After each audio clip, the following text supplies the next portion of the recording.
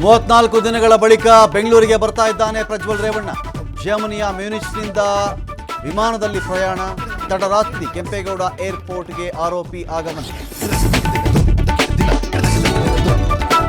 ಕೆಐಎಲ್ಗೆ ಬರ್ತಾ ಇದ್ದಂತೆ ಪ್ರಜ್ವಲ್ ಬಂಧಿಸಲು ಎಸ್ಐಟಿ ವೈಟಿಂಗ್.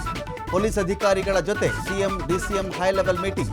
ಮುಂದಿನ ಕಾನೂನು ಕ್ರಮಗಳ ಬಗ್ಗೆ ಸುದೀರ್ಘ ಸಮಾಲೋಚನೆ.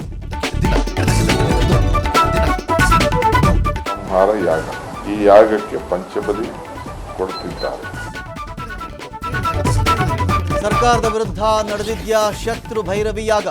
ಕೇರಳದಲ್ಲಿ ನನ್ನ ಮತ್ತು ಸಿಎಂ ವಿರುದ್ಧ ಯಾಗ ನಡೆದಿದೆ. ಡಿಸಿಎಂ ಡಿಕೆ ಶಿವಕುಮಾರ್ ಸ್ಫೋಟಕ ಹೇಳಿಕೆ.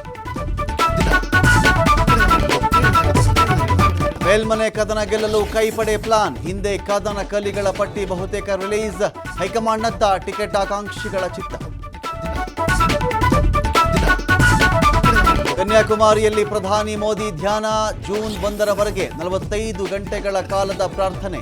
ಕ್ಯಾಮೆರಾ ಮುಂದೆಯೇ ಮೆಡಿಟೇಷನ್ ಮಾಡಬೇಕಾ ಎಂದು ಡಿಡಿ ಟಾಂಟ್.